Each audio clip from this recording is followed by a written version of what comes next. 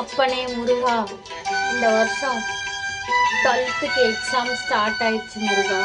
இந்த 12th பிள்ளைங்க பெங்களூரில் 28ஆம் தேதியிலேருந்து ஸ்டார்ட் ஆயிடுச்சு முருகா.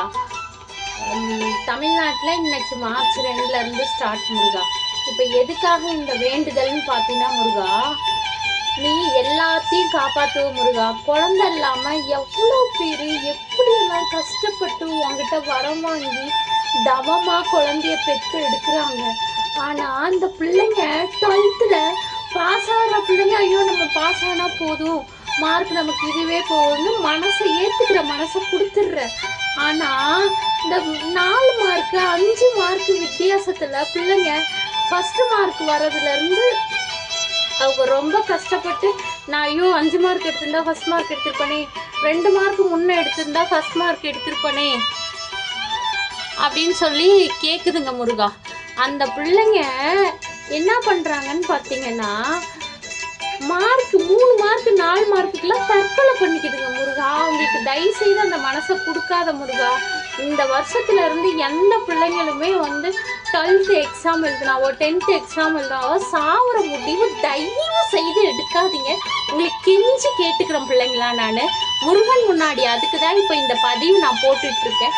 பெற்றவங்களை கொஞ்சம் நேரம் நினச்சி பாருங்களேன். வாழ்க்கையில் படிப்பு முக்கியம்தான், ஆனால் அந்த படிப்பு இல்லைன்னா எவ்வளவோ பேர் நாட்டை ஆண்டவங்க இருக்காங்க, எவ்வளவோ பேர் இன்னும் படிக்காத பெரிய பெரிய பிஸ்னஸ்லாம் பண்ணி ஜெயிச்சவங்களாம் இருக்காங்க. படிப்பு வாழ்க்கை தான், ஆனால் அந்த வாழ்க்கையை தொலைச்சிட்டு நீங்கள் செத்து தான் நிர்வகிக்கணும்னு அவசியம் இல்லை. 1 மார்க் 2 மார்க்குக்கெலாம் நீங்கள் கலங்காதீங்க. அதுக்கு தகுந்த மாதிரி என்ன வருதோ அதை படிங்க தயவு செய்து.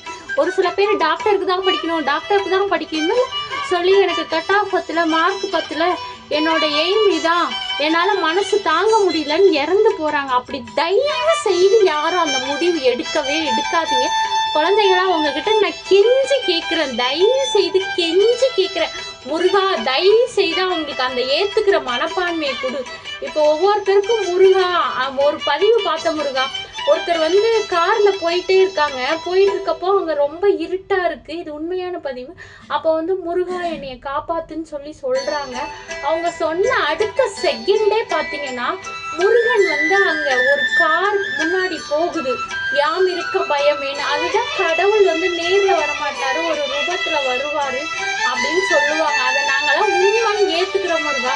தயவு செய்து இந்த வருஷம் எக்ஸாம் எழுதுகிற பிள்ளைங்க யாருமே இந்த முடிவுக்கு வராதிங்க.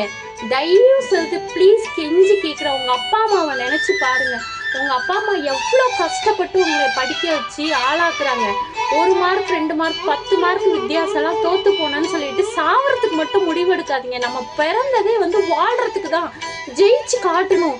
இந்த 4 மார்க் 3 மார்க் வித்தியாசத்துக்கெலாம் சாவறதுக்கு தயவு செய்து போகாதீங்க. நல்லா நீங்கள் படிங்க, மார்க் எடுங்க. குறைஞ்சிச்சுன்னா பரவாயில்ல, இன்னும் கொஞ்சம் ஃபீஸ் கட்டி உங்கள் அப்பா அம்மா படிக்க வைப்பாங்க. மெரிட்டில் கிடைக்கணுனால அதுக்கு தகுந்த மாதிரி உங்களுக்கு ஃபீஸ் கொஞ்சம் கம்மியாகவும் அதுக்கு மாதிரி சேர்த்து வைப்பாங்க. தயவு செய்து இந்த முடிவு யாரும் எடுக்காதீங்க ப்ளீஸ். கெஞ்சி கேட்குறேன். ஏன்னா குழந்தை இல்லாததோட கஷ்டம் பெற்றவங்களுக்கு தான் தெரியும். நீங்கள் ஈஸியாக முடிவு எடுத்துகிட்டு போயிடுறீங்க. உங்கள் அப்பா காலம் ஃபுல்லாக உங்கள் அப்பா அம்மா உங்கள் ஃபேமிலி எவ்வளோ கஷ்டப்படுவாங்கன்னு உங்களுக்கு தெரியுமா? அதை கொஞ்சமாவது நினச்சி பாருங்கள் முருகா. நீ தான் இந்த பசங்களுக்கான அந்த மன தைரியத்தை கொடுக்கணும். நீ ஒரு பொழுது முப்பொழுது எல்லா பொழுதும் ஒன்னே தான் வேண்டாங்க. நானும் யூடியூப்பில் வீடியோ போட்டதுலேருந்து பார்க்குற முருகா, குலதெய்வ சாமி எத்தனை தான் இருந்தாலும் ஒன்னே தான் எல்லாருமே அதிகமாக கும்பிடுறாங்க. நான் பார்த்த வரைக்கும் முருகன் வீடியோக்கு தான் அதிக லைக் போடுறாங்க முருகா. அதனால் நீ கண்டிப்பாக அந்த குழந்தைங்களை எல்லாத்தையும் காப்பாற்றணும் முருகா. ஓ முருகா, முருகா போற்றி, ஓ முருகா போற்றி.